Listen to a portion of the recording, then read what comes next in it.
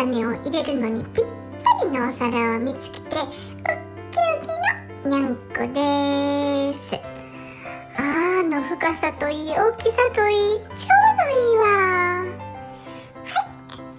今回にゃんちゃねを受けてくれたのは、動画冷静の高さにご出演くださったともみさんが受けてくれました。どんな課題も乗り越え、プラスに変えてしまうともみさんですが、今回のチャネリングでは意外なシーンが出てきました。ともみさんのご家庭は以前、お父さんが荒れていて家庭内で暴れていた時期があって、それをともみさんが止めていたという環境でした。今回のチャネリングではともみさんの2人の妹さんの話も出てきます。この2人も以前にゃんちゃねにご出演くださったのですが、その動画を概要欄に貼っておくので、興味がある方は見てみてください。では今回はどのようなストーリーになったのでしょうか。それではどうぞ。ともみさんもお母さん亡くされたの早かったんですかね。私、前言ったかもしれへんけど、誕生日、血液型、生年月日全部一緒なんですよ、母と。そうそう一緒で、だからお母さん24の時に私を産んでるねんね。この間の3月16で母は命を閉じたんやんか。だから私はそれが一個目標というか、越したくなかったんやんか、それを。でも、元気やから越せやろなと思ってて。で、越したでしょ。だからもうこれ今おまけの人生やなと思ってて、なんかもう年賀状も個人的なのはこの正月で終わりにしようと思ってて、煩わしいこととか全部も断ち切って気楽に生きようと思って、もともと気楽に生きようってずっと目指してきたんやけど、もうほんまに気楽に生きようって、わがままに生きようって決めてるから、母が過ごされへんかった年月を、母はそれこそ我慢の人やったから、絶対にそうじゃない人生を歩もうと思ってて、だから今からはすごいあんまり余計なこと考えずに来週50歳になるんですけど、49のそのお母さんが死んだ年を越したくないなとかってずっと思ってました。母より年取る娘って嫌じゃないですか。なんかお母さんより老ける自分を見たくないっていうか、なんかそれをすごい思ってました。嫌でしたね。でももう割り切れたから、もう前後散々泣いてたしなんかやっぱりなんかあんまりにもこう一緒すぎて、なんかちょっと怖いというか気持ち悪いというか。なるほど。長女として生まれて、でも全然性格違うんですけどね。お母さんが49歳の時に亡くなって、その時はともみさんの年だったんですか。25か。私は実際その年になってみて、めっちゃ元気やから、まだまだなんかできるし、これからまだまだなんか夢とかも叶えられそうやのに、お母さんね、すごいなと思って、何もやりたいことないって言ってたから、我慢してるからがんになんねんでとかって私、勝手に思ってて、なんか好きなことし、わがままに生きたら治るかもよとかって言ってたけど、なんかそんなん急に言われても別にやりたいことないわって言ってました。それにびっくりしてた私、やりたいことないってあると思ってて。で、実際私この年なんて別にやりたいことないわけじゃないけど、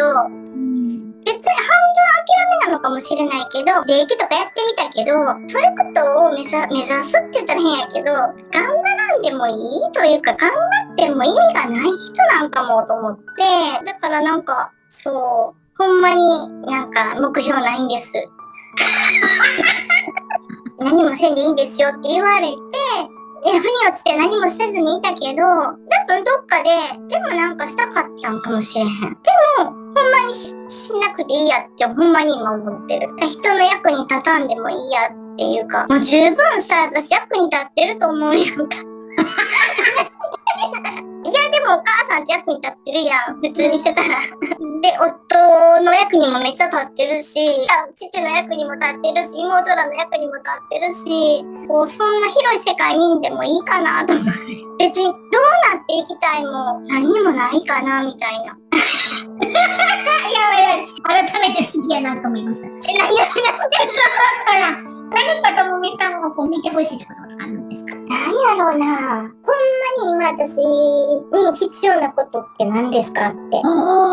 それいいですね。例えば、なんかこれはこいつに伝えといてあげたいとか思うことがもし持ってくれてはんやったら向こうの人が。それが一番いいのか。必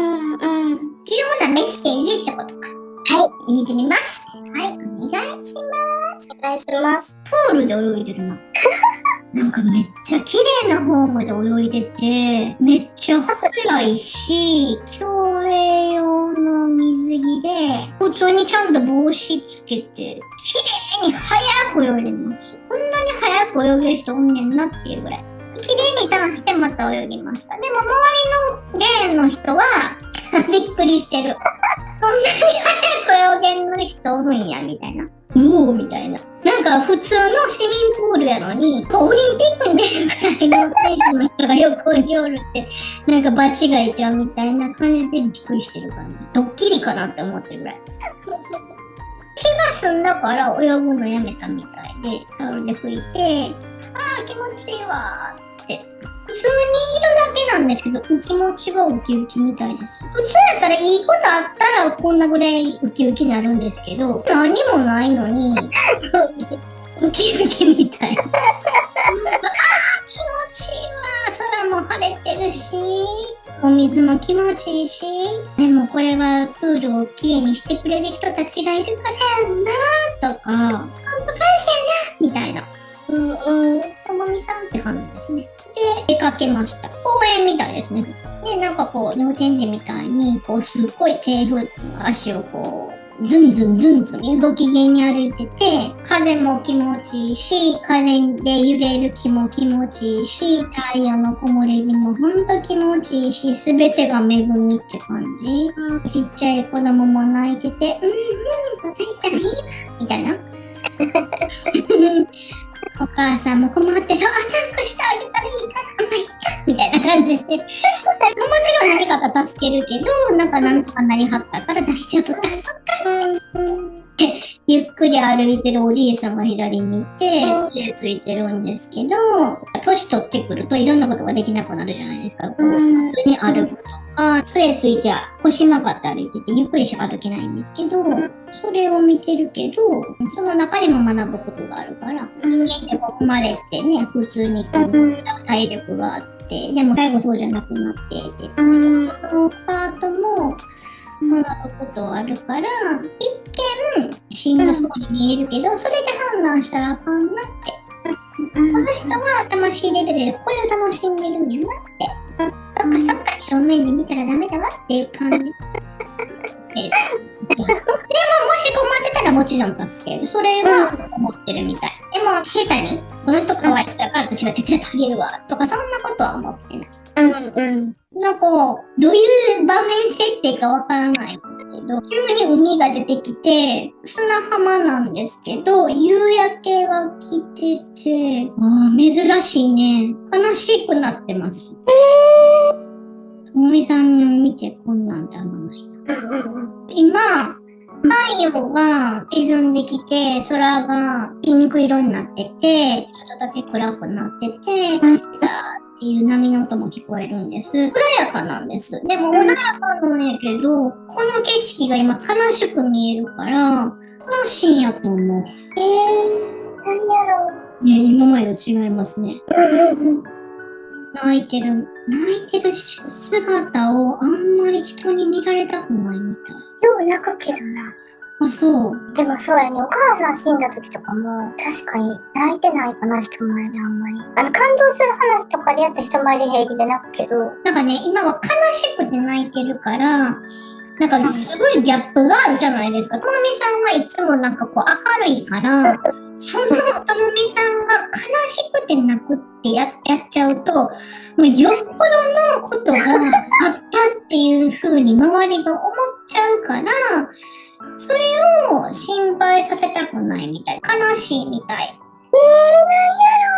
何悲しいの。やっぱりお母さんのことでしか見えへんかな。やっぱりお母さんやな。でも確かにお母さんのことはめっちゃ悲しいし、怒ると思ってなかった自分に。なんか変な話ですけど、私、自分を中心に世界回ってると思ってたから、その大きい意味じゃなくてね、なんか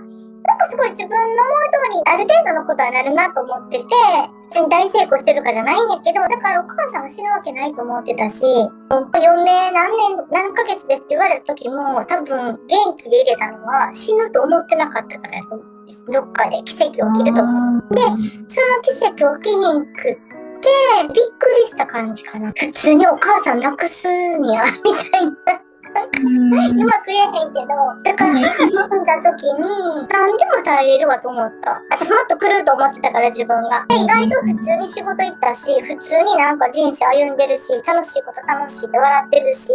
普通に生きてるから、この先何があっても、これ以上悲しいこと。こんなこと言ったらほんま他の人に失礼やけど、父とかね、夫とか娘とかもいるのに失礼やけど、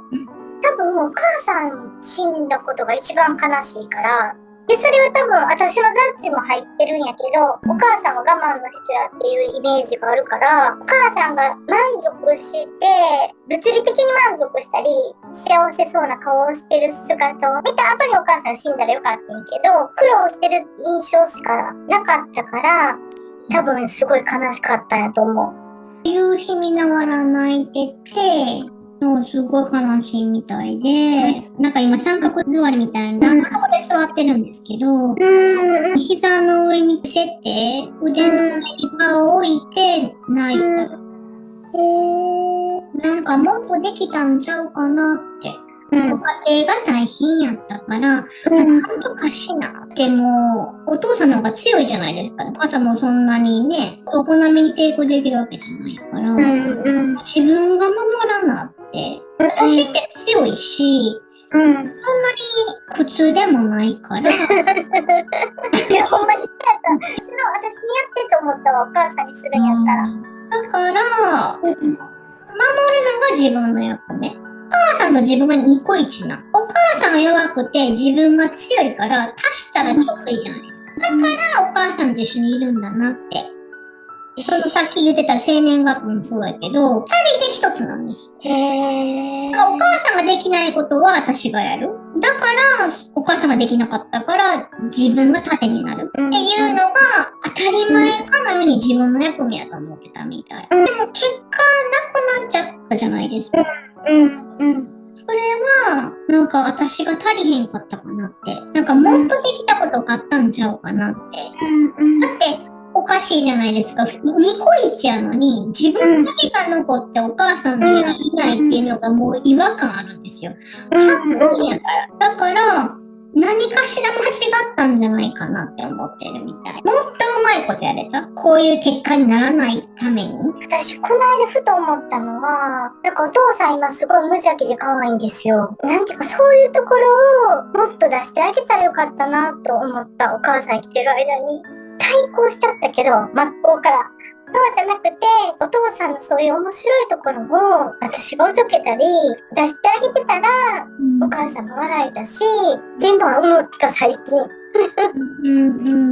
それを思いました。お母さんとニコイチっていうか、私は半田に父に、お前がおるから白母が死んだって言われたから、その誕生日とかが一緒に被ってるから、お前が人生取ったじゃないけどって言われたから、確かに、母のことはいろんな意味でトラウマがあるやろうし。だからそれがすごい悲しい。私がもっと違う立ち回りをしていれば、お母さんが笑えた人生があったかもしれない。それが辛いみたい。で、生きてたらね、なんか自分が違うことしてるなって思ったら方向転換できるじゃないですか。試してるから。結果がね、もうお母さんが他界しちゃったってなってるから、今それを思ったところで、もう取り返しがつけへんっていうか、もう過去に戻られへんから、そのお母さんが笑うっていうところを、ともみさんがね、自分の思い描くお母さんの幸せみたいなのが見られへんかった。それが辛いかな。やっぱり自分が守ってたのは、なぜかっていうと、お母さんが傷つかないようにかもしれへんけど、でもその先にはお母さんが笑える生活が来るっていうのをやる過程やったんです。怪我しないとかそういう最低限なことじゃなくて、それを守った先にちゃんとお母さんが笑って、生まれてくれてよかったなって、私ほんと幸せやったわって、ほんまありがとうって、今のともみさんぐらいかな。お前た人生になることこそが、まあゴールやったんです。でも確かにすっごい思う。なんでこんだけ全部一緒やのに、お母さんあんな辛い人生やったんやろって。それが、なんか申し訳ないというか、それが心残りみたいな感じ。だから、幸せなんやけど、どうしてもそこが気がかり。手放しに幸せかって言ったらそうじゃないんです。今見えてんのが。なんか、旦那さんとも喋るし、子供とも喋るんです。ともみさんがね、ともみさんが喋ってるとこが出てくるの。で、いつもみたいにすごく明るい感じで喋るんですけど、やっぱり気持ちの本当に奥底のところでそこの暗い部分がずっと残ってる。根底っていうか奥底にその重いのがあって、重いのがあるんですね。抜けへんのちゃうかな。そうか、まああるんです。もうどうしようかな。これ、私、練習がちょっとできないと思ってて、自分では。でもなんか出てきたので言っていいですか？いいです、いいです。何でも言ってください。言ってあげてほしいんですって。お母さんが出てきて、言ってあげてほしいんです言ってくださいって言ってます。私が自信がないって分かってもらえるみたいです。頑張ります。頑張って聞きます。はい。十分してもらったって。って言うやろなと思う。ごめんなさい。いや、大丈夫。じゃあ、でも、なんていうのかな。十分にしたっていう自負もある。十分にしたって言ったら変やけど、介護みたいなことには後悔はないんですよ。十分やれることやったっていう。ただ本当にはちゃめちゃの子供やったから私、もう言いたいこと言うし、お母さんにももうひどいこといっぱい言うし、思ったことだから止められへんから、上だろうが親だろうが、全部こう正論バーってぶつけちゃうから、寄ってるお父さんにも。だからすごい、私が余計にあれさせたこともあると思います。もっとこう、うまく立ち回れば、変な話やけど逃げたりなんかしてた方がお父さんとお母さん2人の方がうまくいったこともあるかもしれんけど、出しゃばって中に入ったから余計に荒げたりしたこともあると思うけど、その時はそれしかできひんかったから、いろいろ経験した後の私で戻れたらお父さんをうまく利用できたなと思う。それを言ってるんやと思います。ね過去に戻って違うやり方をすれば、もしか違う結果になってたのかなって思ってる今のともみさんに対して十分すぎるぐらいやってもらったって。でも十分とは私は思わへんかな。あなたがすごくしっかりしてるとはいえ、あんな年の子にあんなことをさせる、暴れてるお父さんを止めるとか、お母さんをかばうとかっていうのはやっぱりどうしても酷やったと思うって。あなたが全然大丈夫って言うかもしれへんけど、私はあなたにずっと頼ってたし、あなたがいなければ私はもっとひどいことになってたって。でもそういう風にはならなくて、あの生活ができたのはあなたが私をニコイチやと思って私のことを守ってくれたおかげやって。それを分かってほしいって。でも今もうなくなってしまったから、なんかそれが言われへんから、あんだけやってもらったのに、こうやったらとか、お母さんがもっと幸せになるような人生をもしかしたら作れたかもしれへんのにって思うのが、やっぱりこういたたまれないっていうか辛い。だからお母さん的にはすごいやってもらったと思って、そこにもなんていうかな、子供にそこまでさせてしまったっていう罪悪感もあるんです。これやのにもっとできたんじゃないかって思うあなたを見るのが辛いっていうかね。お父さんがさ、すごい変わったというか、今お父さんと関係良くて、お父さんの根っこの部分は多分変わってないから、ずっと多分いい人やったはずなんですよ。いい人やったはずっていうか、ずっといい人やったから、その暴力受けてた時も、全然お父さんと会話なかったわけでもないし、普通に会話してたし、楽しく喋ったりもしてたから、うまく言えへんねんけど、お父さんも可愛そうやったなってすごい思ってて、その両方をもっと私がうまく立ち回れたら、お父さんも暴れんでよかったかもしれへんし、っていうのも、だからお母さんだけに対してじゃなくて、なんかお父さんにも思うねんな。うまくしたかったな。なんか見えますね。ごめんなさいね。そう思わないでほしいって。そうやんな。肉体が滅びるまでが人生じゃないって。その後も続いてるんだよって。ともみさんがお母さんが死ぬまでにお母さんが幸せな人生を送れなかった、もっと笑った人生で終わってほしかったって思ってるかもしれないけど、自分が死んだ後もちゃんと見てるって。死んだ時はいろんなことが中途半端だったかもしれへんけども、お父さんがいろんなことに気がついて、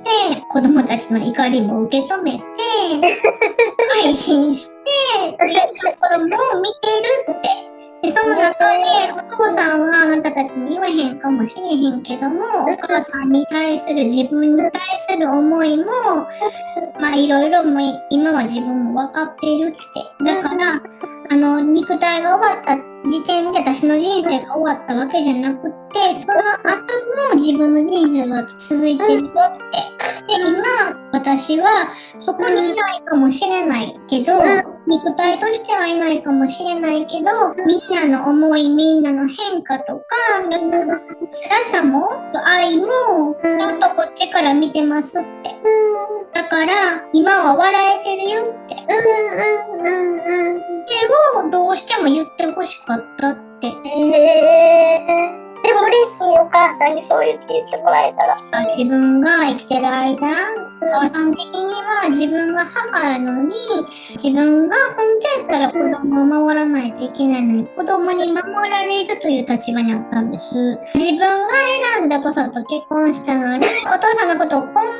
ールももちろんできひんかったし、なんか抑えるっていうのもできひんかったし、普通の家庭を味わわせてあげられなかった。母としての責任というか、自分が選んだ責任とかね、自分の力量の少なさとか、そういうのを感じてるんです。だから、守ってもらえたら本当に助かったと思うけども、やっぱりどうしても負い目があったって。そうなんや。自分が立ち回れたら違う結果になってたんじゃないかなっていうのは、母として辛いというか、まだ子供に自分を守らないといけないって思わせてる母の不甲斐なさっていうか、自分の力量の少なさみたいなのを感じちゃうところがあって、十分やってもらったし、あなたがいてくれたおかげで自分は殺されずに済んだ。だけでもすごいことなのに、そうお父さんを手なずけるとか、そんな高度なことをあんなちっちゃな子供にね、思うなんてないのに、責任感も、長女やから強いし、あなたたちできんこともきっとなかったやろうしね。いろんなことできちゃうじゃないですか。もうちょっとなんかアイディアあったらもっとこういう風にできたのに、子供やったらそこまでのアイディアはなかったけど、なんかそれを思っちゃうともみさん、なんかこう、止めてほしいっていうか、そう思わ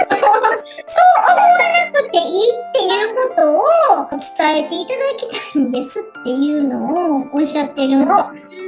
わへん。ちょっと言ったら、ちゃんとできる人やから、それを伝えられてよかったですって言ってます。それと、下の子たち2人にもお伝えください。まで言っていた確信とかなくてごめんなさい。いや、全然ですね。すいません。ありがとうございます。一緒に入れなくてごめんねって。そうやんな。あんなにちっちゃかったのに、守ってあげることもできひんかったし、もっと長生きして助けられたこといっぱいあったのに、子供を産んで助けるとか、本当にそういう時にこそ母親がおってよかったなって思えるような瞬間やのに、そこに自分が入れなかったっていうのが、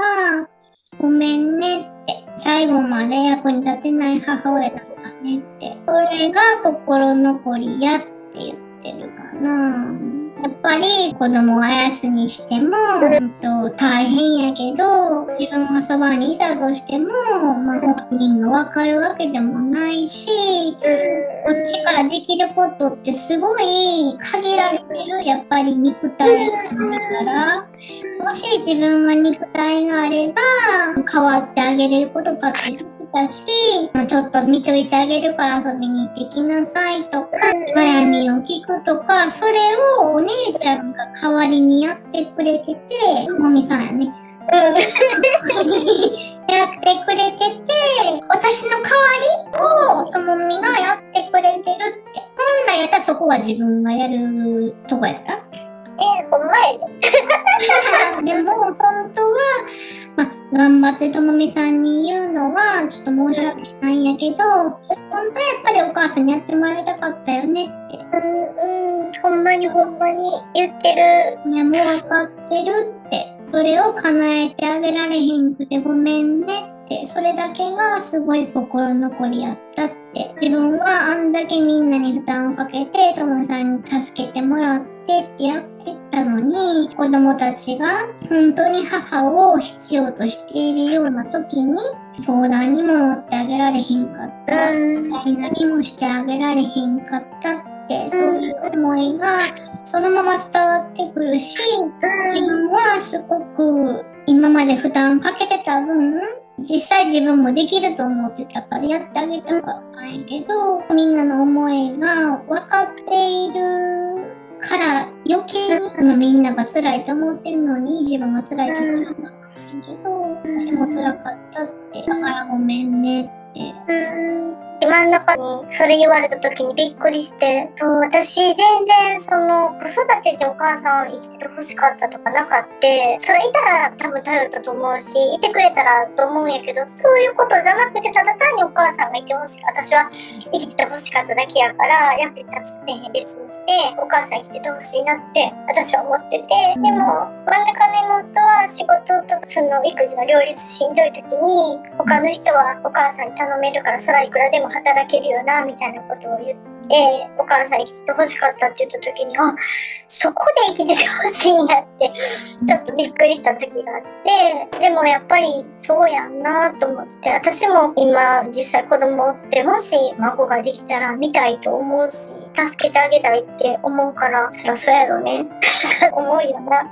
なんかやっとお母さんがお母さんらしいことをできると思う機会やったみたい。すごい大変やったから、守ってもらうとか耐えるとかで、なんとかやり過ごすとか、普通の家庭のお母さんができるような子供のケアっていうのが、あんま十分じゃなかった。その分、子供たちが大きくなって、自分が母になって、自分ができるってなった時に、挽回じゃないけど、力になりたかった。妹さんの方にまだあるみたいで、個別に言おうとしてて、真ん中の方ですね。守ってあげられなくてごめんねって。本当やったら心のケアっていうか、もっと普通の家庭やったら、子供のちっちゃな心の変化を察知して、今日何かあったんかなとか、今聞いてあげなあかんかなとか、今はそっとしておくときかなとか、そういったのを、自分がもし落ち着いてたら、そうやったらできるけど、今はお母さんがこう縮まってて、られて流れ出しちゃう。それを防御するので精一杯やったから、死ぬか生きるかみたいな。娘の前で殺されへんのが目標っていうか、そのぐらいのレベルやったから、一般家庭のさっき言ったような状況とはちょっと程遠かったんです。だから、本来やったら、ともみさんが自分を守ってくれたように、私がその真ん中のそのこう、もう心のケアをちゃんとしてあげるっていうのが本当は必要やった。怪我って見た目だけじゃなくて、心の傷こそ辛いから、よく言うじゃないですか。体の傷は治るけど、心の傷は治らないから。だから、心の状態がどうであるかっていうのをちゃんと見て、それが何かあるんやったら、どうやったらケアできるかなっていうのは、そうやった母の務めやったのに、本当に全くできひんかった。結果今、その妹さんが育てにちょっと影響しちゃってる関係性を作ってしまった原因は自分にもあるって。だから自分を責めないでほしいって。それは私のせいでもあるよって。だから自分が足りてないとか、自分が人より劣ってるからとか、お姉ちゃんみたいにできないからとか、お姉ちゃんとか妹みたいに軽くできないとか、どうしてもちょっとこうぐちぐち言っちゃうとか、そういったのでちょっと思っちゃうところがあるんやけど、それを思うときに私のことも思ってねって。これはあなただけがやったことじゃないって。私もその原因を作ってしまったんやから、一緒にやっていこうねって言ってもいいと思う。一緒にやっていくってどうすんのやろね。メッセージをしてくれるのかな。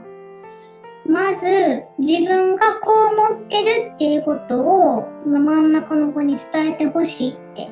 で、母があなたにできなかった分、あなたはそんだけ頑張ったわけ。じゃない家庭で言ったら、まあみんなじゃないけども、母の気があるっていうのがまあ一般的じゃないですか。これを母がいなくて、やりきったっていう自分を認めてほしいって。それは、まあともみさんとかは全然言うじゃないですか。あなたすごい、いいとこがあるじゃないって言われても、結局本人が思ってないから。だから、言ってあげてくださいって。助けなしに。人はもらってて自分はもらってないみたいな感じで思ったかもしれへんけど、その中でやったっていうのは、すごいことじゃないって見ていって、私はお姉ちゃん、まあ、ともみさんにいろんなことを助けられて、やっと生き延びたレベルやのに、あなたは母親の手助けなくね、やったじゃないのって、それが異常じゃないのって、それは私はすごいしっかり分かってるって、だから自分に自信を持ちなさいって、あなたが自分のこと悪いって思うんやったら、その原因は私にもあるんやって。だから自分だけを責めなくていいよって。それは私も一緒に背負う、十字架っていうか、罪っていうか、罪っていうほどのもんでもないですけど、原因も自分にあるよって。だから一緒にやっていけばいいって。一緒にゆっくりやっていけばいい。私も亡くなった後にいろんなことがゆっくり分かってきたように、そんなにすぐに180度すぐに変わらなくたっていい。一緒にゆっくりやっていきましょうねって。見えないかもしれないけど、あなたが育て直し、自分の子供を育て直しするっていう前チャネリングあったじゃないですか。あれを私も横についてて、ちゃんと見守ってるっていうのを言ってるかな。手助けできるところはするけども、まあ、基本的にはね、肉体がないから。でも、自分ができるわけじゃないけども、人を介して助けてくれてるみたいな感じ。何かたまたまこういいこと言ってくれる人とか、何か言ってくれて救われたとかね。あれは、なんていうのかな、その、お母さんの差し金というか、そういったお手伝いはできるって言ってる。今お母さんの声が聞こえなくても、人っていろんなとこでメッセージもらえたりするから。だから何か投げかけてくれたら、これってこういうことかなとか、お母さんの声聞きたいなって思ったら投げかけてくれたら、何らかの形でメッセージを送れるからっていうのを言ってる。できるんでしょうね、もうこの人。だからまあ、責めないでほしい。一人やと思わんといてほしいし、せっかくこうなってしまったことを一人で背負わないでほしい。一緒にやっていく仕事やからって感じ。それはともみさんに言ってんのと全く一緒かな。ほんと。でもう一人、一番下ですね。なんかこう、ちょこちょこちょこちょこするんです。ちょこちょこちょこちょこ。動いてるのか、ちょこちょこ。動いてる動いてる。なんか、あ、これがいいわって言ってやったり、あ、これ違うわこっちがいいわとかやったり、わあ、これ言われて嬉しいわとかやったり、これ違うのかなとか、なんかちょこちょこちょこちょこしてはって、ディズみたい。目まぐるしい。なんか見てて楽しいみたい。だからちょっとそのままでいいんやろ。そんな感じがする。でもなんかちょこちょこちょこちょこしてるのを、って言って見てるんですけど、楽しいと思う。お母さんが生きてない世界やと思う。幸せな、本当に充実してるし、みたい。そうやと思う、そうやと思う。生き生きしてるし、やりたいことやってるし、言いたいこと言ってるし。いろんなことに挑戦してて、心のままに動いてて、なんかそれができへんかったみたい。自分ができへんかったことを、まあ本人は自覚ないかもしれへんけども、それをやってる姿を見てて、この子が自分のやりたかった生き方を叶えてくれてるみたいな感じがする。とか、これしようとか、喜んでもらえたわとか、なんかそういう天真爛漫さっていうか、本能のままに生きてるみたいな、しょうがもなこと言ったらね、本人に失礼かもしれんけど、お母さんほどの悩みはないじゃないですか。自分の人生生きられへんとか、命の危険があるとか、そういうのはないから、そういう普通の悩みを悩める人生が羨ましいというか、そういう人生を歩んでるっていうのが、なん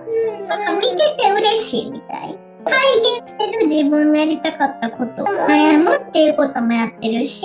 楽しむっていうこともやってるし、でも結局は楽しいからやる。喜んでもらえるから、それが自分の喜びやからやるとか、こういったなんかちょいこういうことやってるのが楽しいみたいな。なんかこう自分もやってるみたいな感覚。でそれをやってるのを見るのが嬉しいみたいな感じ。そのまま楽しんでほしいって。その分自分も楽しめてるから。まあ本人はそういう意識はないかもしれへんけども、なんか逆にね、お母さんはできへんかったのにとか、そういうことじゃなくって、30の方が楽しんでる分、お母さんもそれを楽しめる。だからもっと見たいって言ってる。チャネリングで見た未来あるじゃないですか。人の役に立つみたいなところ。ああいうのこそやってみたかったんやって。でも今疑似体験で30の方の人生をまるで自分のことかのようにこう、体験型の映画みたいな感じ。30がなんかワクワクしてるのと一緒で、もし未来が本当になるんやったら、もうそれ以上にワクワクすることはない。大丈夫なるで。それを家庭も含めて悩むとか決断するとか迷いながらやっていくっていうことこそが醍醐味やから人生って。それをこう家庭も含めてこう歩んでいくっていうのを体験させてもらえてるっていうのがすごい親孝行やってほんまやわ。って言ってます。だから、その30の方がどう思ってるか知りませんけど、自分が楽しむことを、躊躇しないでほしいって。ストッパーをかけないでほしいって。次お父さんみたいな。10番でごめんね。お父さんみたい。包み込めなくてごめんねって言ってます。圧力とか暴力とかに耐えるのが必死で、お父さんの寂しさにまで目がいかへんかったって。そこまで思う余裕がなかったって。それは自分の小ささ？だって愛情が足りてなかったから、多分親の愛情足りてなかったから、そこはちょっとお母さんもかわいそう。でも確かにお父さんの寂しさにお母さん気づいてあげてて、お母さんがもうちょっと大きく構えれる人やったら、それも変わった気もする。確かに。まともみさんがこうやったらって思うのと一緒で、お母さんも自分がもっと大きくて、お父さんの寂しさに気がついて、もうこんな暴力受けながらも、ちゃんとお父さんを抱きしめてあげててたら、お父さんがもっとおとなしくなって、ともみさんが自分を守る必要もなかったのに、それができなくて、ともみさんにああしたらもっと良かったのに、もっとできたのにって思わせる結果になってしまったって同じ風に思ってる。ともみさんが思うようにお母さんもそうやって思ってる。仕方ないわ。それは難しいわ。だって結婚したんやから、ちゃんとその表面でその人のことを判断するんじゃなくて、奥のとこまでその人がどう思ってるかとか、何を欲してるかとか、そうやった部分が垣間見えるのが夫婦生活やし、垣間見えてた部分もあったのに、そこにちゃんと自分が気づいてあげられなかったっていうことが全ての元凶じゃないかなって言ってる。多分な、お父さんもお母さんも二人ともが愛情欲しい人やってんな。だからこそ一緒になったし、だからこそ理解できる立場やったんです。でも二人ともが欲しいから。二人ともが足りてないから。私、でも、ほんまに究極何が元凶かって言ったら、やっぱりずっと辿っていくしかなくない。だからおじいちゃんとかおばあちゃんがもっとお母さん与えてくれてたらとかさ。だからそこはもう仕方ないよなって思うな。課題な。課題なんか。だって自分がそういう風に愛情がなく育ってるわけじゃないですか。だからこそ、この人がて枯渇してるっていうのが分かりやすいじゃないですか。自分も同じような境遇やったから。だからこそそこに気がつくっていう、試練というか課題っていうかね、何をされても、どんなことされても、それも辛いかもしれへん。辛いかもしれへんねんけど、それを、一旦置いといて、この人がどういう風に思ってんのかなって、なんでこんなことしてんのかなって、この人はどうしてほしいんかなって、なんでこうなってんのかなみたいなところを、もう思いを馳せるっていうのが課題っていうか、大きな課題やなぁとは思いますけど、それがなんかできへんかったんちゃうかなって暴れてる時とかでも、180すぐにお父様変われなくっても、徐々に変わってくるとか、何回もアプローチかけて、お父さんがだんだん良くなっていくとか、そういったことが、もしかしたらできたかもしれへんのに。で、自分は守ってもらえてたんやから、その分、守ってくれるともみさんがいない状態と比べたらね、まだ自分はいい状態になったのに、それも思われへんかったって。だからそれが自分ができたらよかったのになって。今だったらお父さんが寂しかったんだなって。一番の理解者は家族の他誰でもなく自分やったのになって。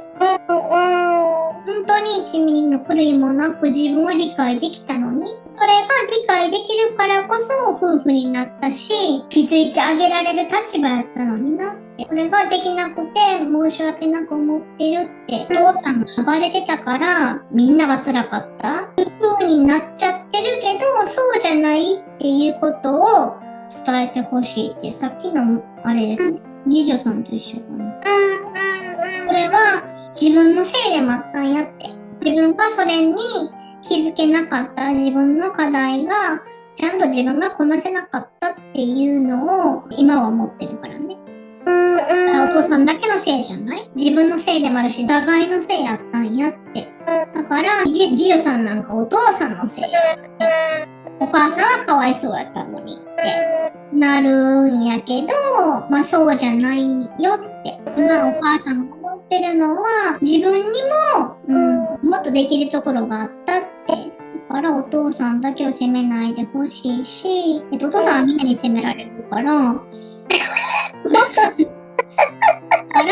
分かってあげられなくてごめんねって、夫婦らしいことをあなたにも体験させてあげれなかったって、それを伝えてほしいって言ってます。私でもさ、今ふと思い出したけど、子供の時にお母さんに、お父さん年上で包み込んでくれる人と結婚したらよかったのになって言ったことがある。お母さんの課題やったんちゃうかな、そうやってできるっていうのがね。お父さんのせいでもないからね。お互いに寂しかったし、